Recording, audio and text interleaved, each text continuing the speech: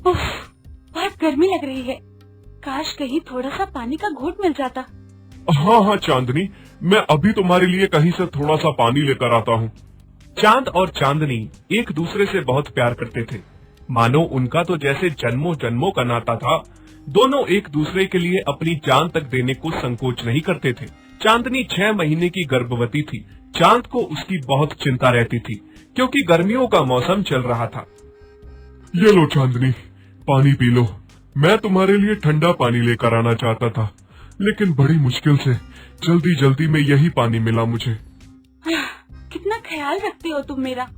कैसे ना रखूं चांदनी मैं तुम्हारा ध्यान, आखिर तुमसे और अपने होने वाले बच्चे से मैं इतना प्यार जो करता हूँ। क्या हुआ चांदनी, तुम अचानक से इतनी चिंता में क्यों आ गई? चांद, क्या तुम भूल गए? मालकिन ने कहा है कि आज हमें हमारा नया मालिक लेने आएगा। चांद, कहीं ऐसा ना हो कि मालकिन हमें अलग अलग व्यक्तियों को दे दे। एक ही घर में जाएंगे तो चिंता नहीं रहेगी, साथ में ही रहेंगे। लेकिन अगर हमें अलग अलग कर दिया तो? मेरा तो बहुत मन घबरा रहा है, मुझे बहुत डर लग रहा है। तुमसे दूर नहीं रहना चाहती। तुम घबराओ मत, और ऐसे उल्टे सीधे ख्याल अपने मन में भी मत लाओ। सब ठीक हो जाएगा, हम एक ही घर में जाएंगे। चांद और चांदनी की मालकिन नीला नाम की बुजुर्ग और विधवा महिला थी, जिसने बहुत लंबे समय तक चांद और चांदनी को अपने पास रखा, उनको खूब सेवा प्यार दिया। लेकिन अब वो बुजुर्ग हो चुकी थी, सेवा नहीं कर पा रही थी। इस वजह से वो उन दोनों को किसी को बेच रही थी। माँ जी, मुझे आपकी गाय से कोई मतलब नहीं है, मुझे सिर्फ बैल चाहिए, क्योंकि मुझे अपनी खेती बाड़ी करानी है। कौन इतना झंझट पालेगा? गाय साथ ले जाऊंगा तो उसकी सेवा करनी पड़ेगी, ऊपर से गर्भवती है, और कौन इसके और इसके बच्चे को देखेगा? गाय आप किसी और को दे दीजिए, मुझे बस बैल चाहिए। देखा चांद, जिस बात का मुझे डर था वही हुआ ना। ये आदमी सिर्फ तुम्हें ले जाने की बात कर रहा है, हमें अलग कर देगा। न जाने अब मालकिन क्या करेंगी। हाँ चांदनी, तुम घबराओ मत। देखो, मालकिन पर भरोसा रखो, क्या पता वो हमें समझे, वो ऐसा ना करे। देखो बेटा माधव, जानते हो मैंने इन दोनों को बहुत लंबे समय से रखा है, क्योंकि इन दोनों के बीच में बहुत प्यार है, बहुत प्यार करते हैं एक दूसरे से। हालांकि मुझे भी बैल की जरूरत नहीं थी, लेकिन मैंने इन्हें अलग करना ठीक नहीं समझा और चांद को भी अपने पास ही रखा। अब मैं बुजुर्ग हो गई हूँ, इन दोनों को समय से खाना पानी तक नहीं पूछ पाती, इसलिए मैं इन्हें दे रही हूँ। ये दोनों बहुत ही समझदार गाय और बैल हैं। भले ही जानवर हैं, लेकिन इंसानों से भी ज्यादा समझ और प्यार है इन दोनों में। अगर तुम्हें लेना है तो दोनों को ले जाओ, वरना मैं इन्हें अलग अलग करके किसी को भी नहीं दूंगी। तभी माधव कुछ सोचने लगता है।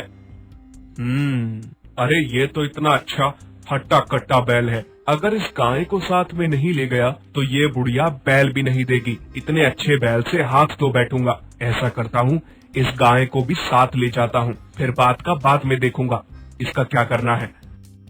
अरे माँ जी, मैं क्या कह रहा था कि आप मुझे ये गाय भी दे दीजिए, मैं इसकी अच्छे से सेवा करना चाहता हूँ। देखा चांदनी, तुम यूं ही घबरा रही थी। मालकिन कभी भी हमारे साथ गलत नहीं कर सकती। मालकिन अब बहुत बूढ़ी हो चुकी है, अब उनके बस का कुछ भी नहीं रहा है, वो हमारी देखरेख नहीं कर सकती है। शायद इसी वजह से हमें वो किसी को दे रही है। चांद, शायद तुम सही कह रहे हो, लेकिन आगे भी सब सही रहे, भगवान से यही प्रार्थना करती हूँ।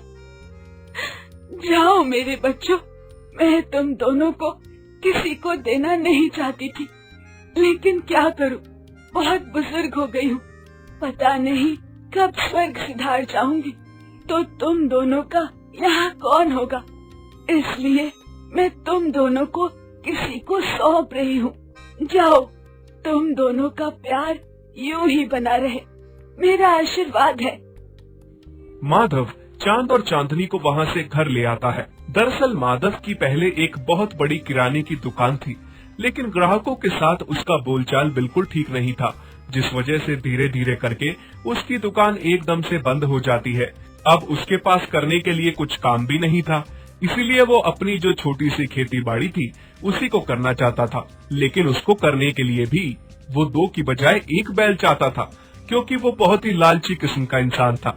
उसकी ऐसी सोच थी, वो सोचता था कि अगर मैं 2 बैल रखूंगा तो 2 बैलों को खिलाना पिलाना पड़ेगा। इसीलिए वो एक ऐसा हट्टा कट्टा बैल चाहता था जिससे वो अकेले ही खेत जोत के सारे खेत में काम करवा सके। ऊपर से अब उसके ऊपर चांदनी की जिम्मेदारी भी आ गई थी। अरे अरे चांदनी, ये हमारा नया मालिक क्या कर रहा है? ये हम दोनों को अलग अलग क्यों बांध रहा है? ये गाय अब यही बाहर बंधेगी, इसकी यही असली जगह है। मेरे लिए तो ये बिना बुलाए मेहमान के बराबर है, जिसकी मुझे कोई जरूरत नहीं है। मेरे लिए मर भी जाए तो कोई फर्क नहीं पड़ता मुझे तो बस इस बैल से मतलब है जो अब मेरे खेतों में काम करेगा। माधव चांद और चांदनी को अलग अलग बांध देता है। चांद को वो गौशाला में रखता है और चांदनी को गौशाला के बाहर बांध देता है, जहाँ पर बहुत सारे मच्छर और बहुत ज्यादा गर्मी थी। चांद को खाने में हरी हरी घास और पानी देता है, जबकि चांदनी को भूखा रखता है। ये क्या चांद, हमारा नया मालिक तो बहुत ही बुरा है। मुझे तुम्हारे साथ यहाँ तो ले आया, लेकिन हम दोनों को एक दूसरे से अलग अलग रख दिया। नहीं चांदनी, मैं ये सब कुछ बर्दाश्त कर सकता हूँ, लेकिन तुमसे दूरी बर्दाश्त नहीं कर सकता, और वो भी ऐसी हालत में जब तुम गर्भ से हो। मालिक तुम्हें इतनी गर्मी में मच्छरों के बीच बाहर बांध रहे हैं, और वो भी बिना खाने और पानी के। चांदनी को भूखा देख चांद ने भी ना पानी पिया और ना ही घास खाई। ये क्या, इस बैल ने तो ना घास खाई और ना पानी पिया। कुछ ज्यादा ही प्यार नहीं दिख रहा है तुम्हें इस गाय के लिए? हाँ, मुझे क्या है, मत खाओ, काम तो तुम्हें फिर भी करना ही पड़ेगा। तुम्हारे पास बस 5 मिनट है। अगर तुमने चारा नहीं खाया तो मैं तुम्हें भूखे पेट ही खेत ले जाऊंगा और अपने सारे के सारे खेतों के काम करवाऊंगा। माधव चांद को खेत में ले जाने की तैयारी करता है, लेकिन उसे एक चीज से बिल्कुल फर्क नहीं पड़ता था कि चांद भूखा है, और चांद के साथ साथ उसकी गर्भवती चांदनी भी बिल्कुल भूखी प्यासी है। चांद को खेत में ले जाता है और उससे बहुत सारे खेतों में काम करवाने लगता है।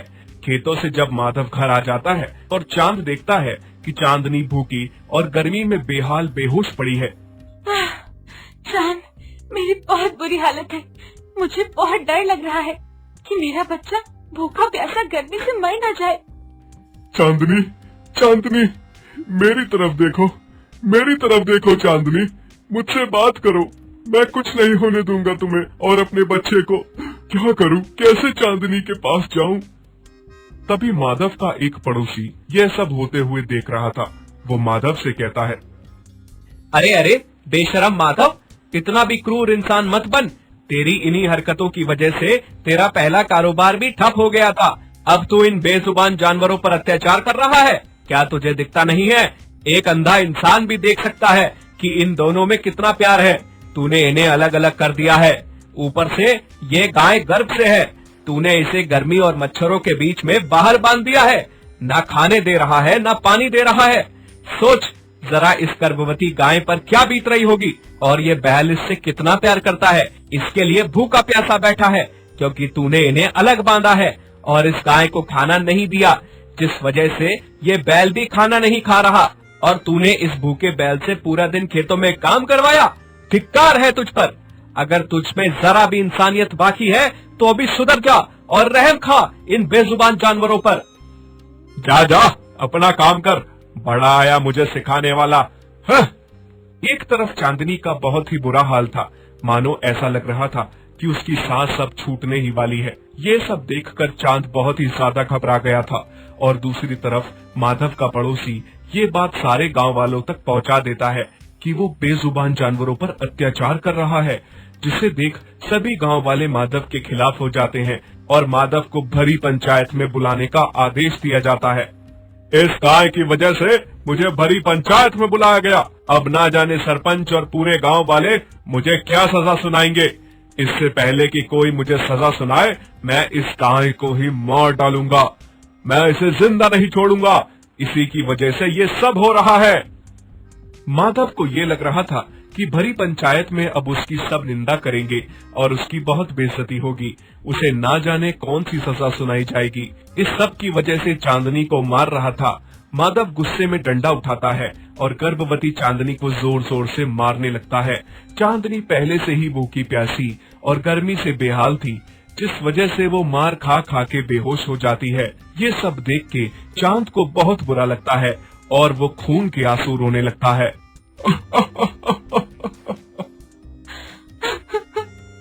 बस कीजिए मालिक, अब मेरा बच्चा मर जाएगा और मेरी सांसें छूटने ही वाली है। तेरी वजह से ये सब हुआ है। तू मनहूस गाय, जब से आई है तब से ये सब हो रहा है।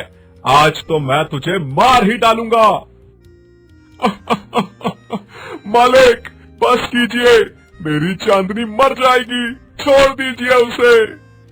चांदनी मार खा खा के बेहोश हो चुकी थी, लेकिन माधव का डंडा नहीं रुक रहा था।